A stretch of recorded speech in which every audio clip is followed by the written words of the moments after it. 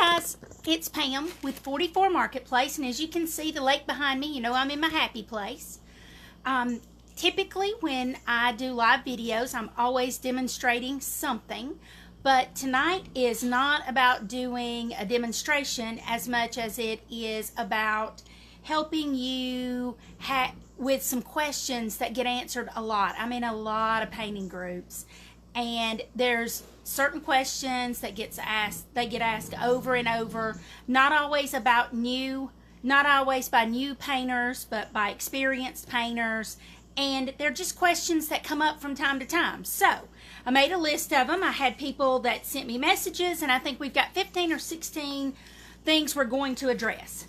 The first thing we're going to address tonight is proper prep. This comes up over and over and over again. We all buy used furniture, loved furniture, furniture that hasn't been taken care of. You got to be sure to clean your piece appropriately. If it's waxed before you receive it, hey Marie, hey Corey, if it's waxed before you receive it, you need to remove the wax before you try to paint it. It's going to save you a world of headache. Mineral spirits, that kind of thing, will take it off with no problem.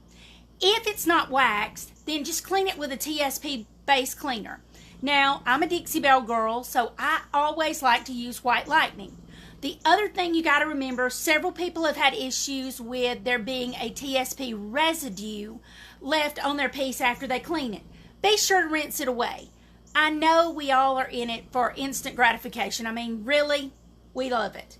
But what you need to do is you need to clean it really well with your Dixie Belle White Lightning, and then just go back over it. Spray it with a bottle of water and wipe it down and get rid of the residue. The residue can be a bigger culprit than what you're cleaning off to begin with. So make sure you clean it. Hey Diane! Make sure you clean it and then get rid of the residue. Don't use ammonia-based cleaners. I can't tell you how many people touch base with me and they've used Windex to clean their piece of furniture. Windex is just not it. Hey everybody, we've got 12, 13 people watching. If you guys want to be alerted the next time I'm going to go live, just comment live alert, and it should send you a little message if my bot's working right, and you'll get notified. If you ever want to stop, just click stop and just send back stop, and it'll be fine. Okay, so if you use an ammonia-based cleaner, it will definitely cause you an adhesion issue with most products. With Dixie Belle products, the only complaint I've had in over 4 years is somebody cleaned their piece with Windex and their paint didn't stick. Now, once we cleaned it all off and we cleaned it with White Lightning, we didn't have a problem with it at all. So, also, after you clean your piece good, give it a minute to dry. I mean, we're all in it for some instant gratification, but you know what? Drink a glass of tea and then paint. Okay. Another thing that comes up is a lot of people like to sand as part of their prep. But what you can run into if you sand a piece, hey Dana, if you sand a piece that's really old, especially if it has red undertones, but just about any piece, if you sand it, you open up that top coat that's been on there for however long. Now, I know in some cases it's going to be cracked or whatever, and there is a need to sand, but just be mindful. Once you start sanding a piece of furniture, you are opening up the floodgates for a tan and bleed or any number of things. So, if your surface is already cracked or whatever, or it looks like alligator skin, I know you've seen pieces that are like that, then you may have to sand. But if you sand, use Dixie Belle Boss. It blocks odors and stains. It's the greatest thing. It's available in white or clear. So even if you're planning to distress a piece by sanding it, you can always use the clear boss and you don't have to worry about it. Another thing, a lot of people will boss an entire piece. You don't even have to do that. Don't boss the entire piece. Just do a test pattern. Pick an inconspicuous spot, put the clear or the white boss on there, test it. Do you get a tan and bleed? But when I say test it, I mean put your boss on, put your paint on, go with your clear coat and move forward and see what happens. Do you get a tan and bleed? Then no, I wouldn't boss the whole thing then. Paint it like you normally would. If you have bleed through in places, you can always just go back and boss those spots. It's so much easier than spending time and bossing the whole piece. And it saves you money and product. If you want to distress a piece and you haven't sanded it, you haven't bossed it, wet distress it. Wet distressing does not invade the original top coat that was put on the piece that has probably sealed in any tan and bleed. So make sure, and just wet distress. I don't know if you know anything about wet distressing, but we're going to talk about that right quick. It doesn't have to involve sanding, because whether we like it or not, odds are at some point somebody's going to take our beautiful paint job off the piece and they're going to decide, oh, I want it back to the original wood. If we've sanded it, we've invaded the original finish, we've invaded the wood in many cases. So just don't sand. There's a lot of ways to wet distress. Before the paint is dry, you can wet distress with, these t-shirt rags that you can get at Home Depot or whatever. You can also take a penny, the edge of a credit card. There's a million ways you can distress while the paint is wet. Once the paint has dried, you can wet distress with baby wipes. I love me some Sam's Club baby wipes. You can wet distress with a damp cloth. You can wet distress. One of my favorite things to wet distress with is a scrubby. You can start with the sponge side, and if that doesn't distress it enough, roll it over, and let me tell you, once this green side gets wet, it will distress the heck out of it. But you don't invade the original finish, which is always awesome if you don't invade it. So after the paint is dry, you can always just go back in and you can wet distress using a scrubby. It's also good, depending on what kind of glaze or whatever, it's a great way to distress. A putty knife, something like that while the paint's wet, it's great to do with. Many times when you're going from a dark, especially mahogany, to a light finish, even if there's no bleed, there's an issue. Because you'll put a first coat, it doesn't look good. You put the second coat, really doesn't look good. A lot of people have to put a third or a fourth coat. There's a cheat, a hack that you can get around it. When you put that first coat over the mahogany, especially if you haven't invaded the original top coat, put a gray base coat. Gray neutralizes the red. So it's a great way. It cuts the red and it allows for you to go ahead and start getting your light coat in place. So if you use Dixie Belle, I'm a Dixie Belle girl, so if you use Dixie Belle, use one of our grays. We have some beautiful grays. A lot of times I use driftwood. It's a light gray. If you want to use a darker gray, that's great. But if you're going from a mahogany to a fluff or a drop cloth or something like that, your best bet is to use a gray. Manatee is fine. It's a little darker gray, but it will cut through the red. Application methods can also vary, but they always cause issues from time to time. Chalk paint is very thick, so it's a lot thicker than most paints, and a lot of times people complain about having brush strokes, okay? That is the one complaint, especially if you're using a natural bristle brush, especially if you're just using a plain little old chip brush. The best way to avoid that is to keep your brush damp. Not wet. I'm not saying wet it. I'm saying just keep it damp. Natural bristle brushes don't tend to hold quite as much paint, and they will leave some brush marks. Now, you can always opt and pay for one of the Klingon brushes. I know they're more expensive. They don't shed any bristles or whatever, but if you decide to use a Klingon brush, you still want to keep it damp. You still want to make sure your brush is damp, whether you're using a natural bristle or a nylon bristle. It doesn't matter. Both of them need to be kept damp because that way you're going to get a much smoother finish. But that being said, you don't just have to use a brush. You can use a lot of different things. You can use a roller. You can use a sponge. You can use, I use a lamb's wool applicator. I've got stuff on it, but you can use a lamb's wool applicator. It doesn't matter. There's a lot of different things that you can use. But no matter what it is, make sure to try to keep it a little bit damp. Now, I know sometimes when you're working with especially a dark color like caviar. Caviar is a fabulous color, but sometimes when you're working with a top coat on it, you'll end up with streaks. The best thing to do when you're worried about streaks, put a couple of drops of your top color coat in your clear coat. Whether it is a Dixie Belle clear coat like Gator Hide or satin clear coat or flat clear coat or whatever it is, or if you want to use somebody else's clear coat, I don't care. Whatever water-based clear coat you're using, if you'll put just a few drops of your top color, then you won't end up with streaks because it helps to tint your top coat just enough that the streaks don't show. Spraying, a lot of times people will end up with streaks. That fixes it. Other times you want to have texture. If you want to have texture in your top coat, that's fine. Use a daubing method, especially if you're using something like the patina paints or something, or you just want it to have a little texture so that it looks older and maybe chippier. You can use a daubing method. If you're using our crackle is fabulous. Dixie Belle crackle is head and shoulders above the rest. But if you're using our crackle, you may want to use a sponge brush. So the way you decide what applicator you're going to use, it really just depends on the finish you're going for and the type of product you're using. Clear coating before glazing. This is something I recommend to all of my beginners, but even experienced painters can benefit from this. Chalk paint is chalky and that's why we love it, but it's also very grabby to top coats, whether it's a wax or whether it is a glaze. It doesn't really matter what it is. It's very grabby. If you'll clear coat it, then you've got a slick surface to put the glaze on. It will still glaze fine, it will still wax fine or whatever.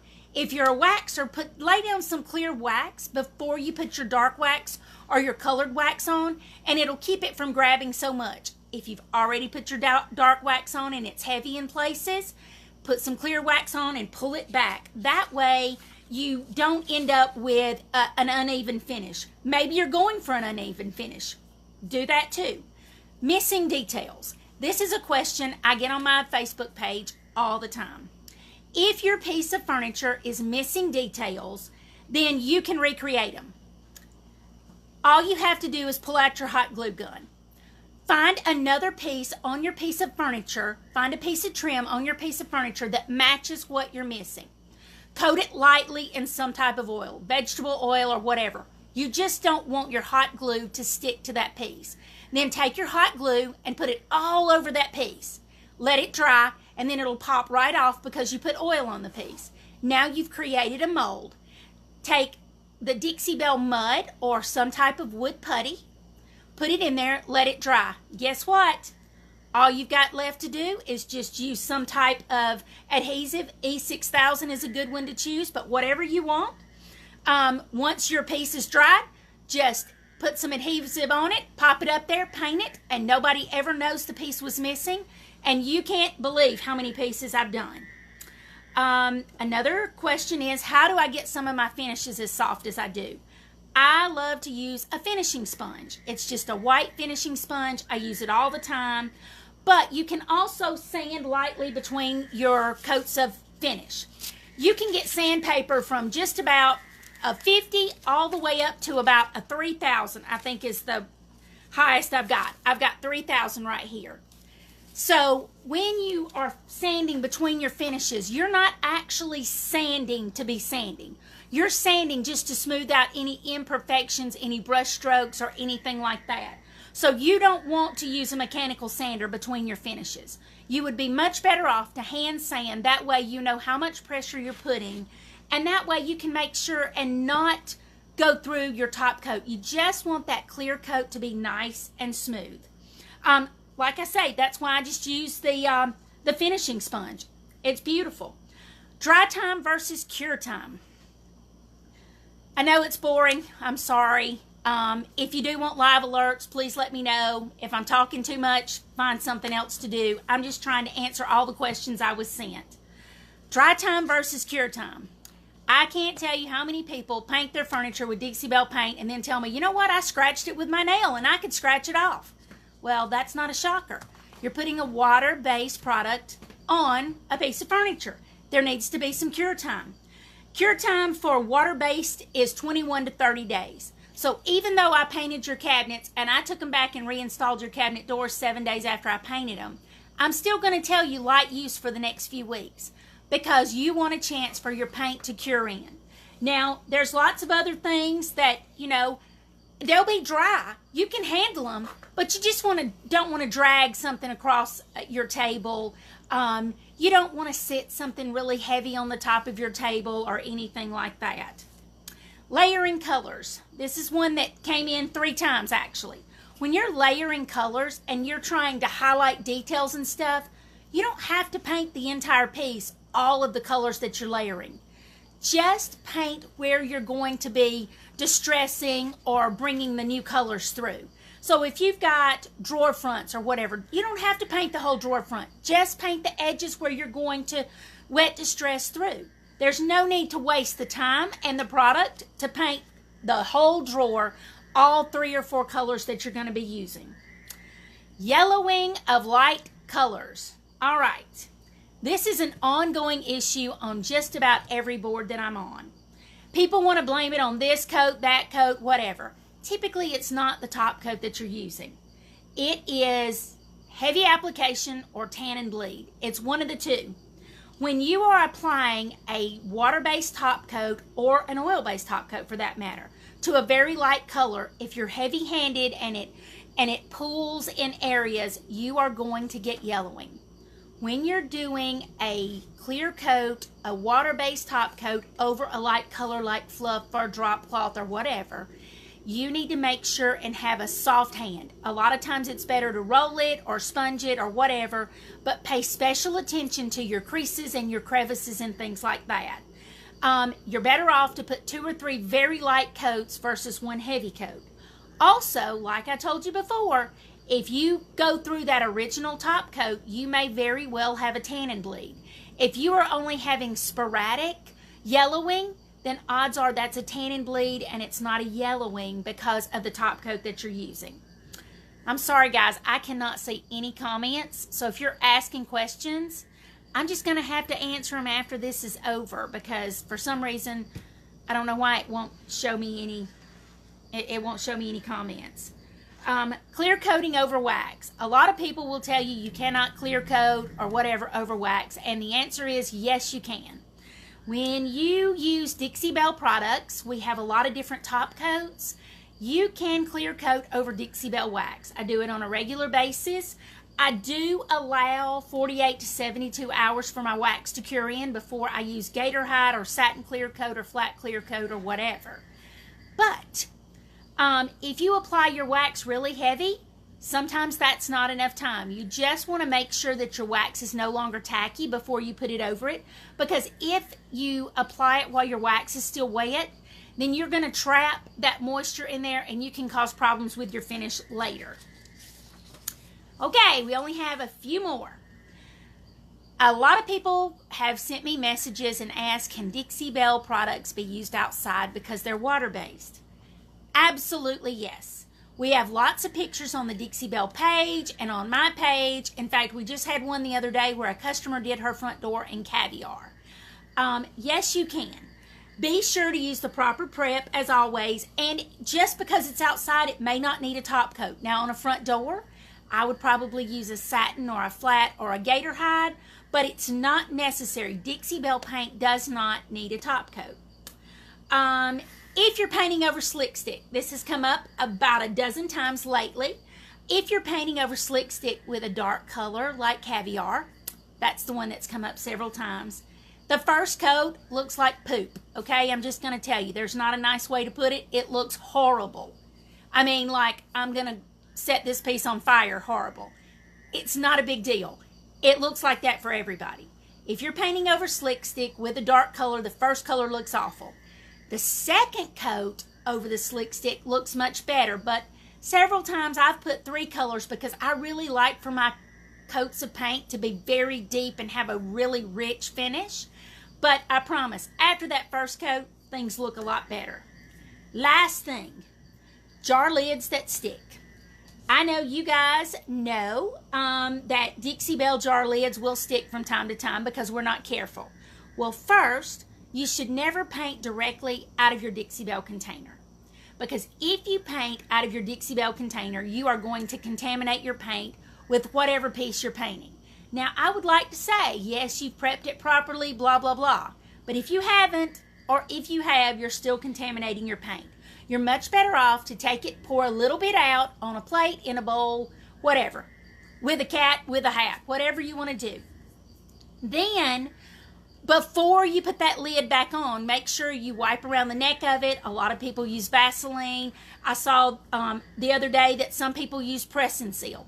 Whatever way you want to do it, you just want to make sure that the neck of that that jar is clean before you put that lid back on. Maybe you want to put press and seal. One lady said she puts press and seal and leaves it as kind of the lid until the end of the day. Whatever you want to do. If your lid's already stuck, you can go by Harbor Freight and you can get one of these nice little scrubby brushes, scrub that dried paint off, and then you get to kind of start again. You can also put it upside down in about 1 inch or 1.5 inches of warm tap water, and it will soften up the paint so you can get the lid off.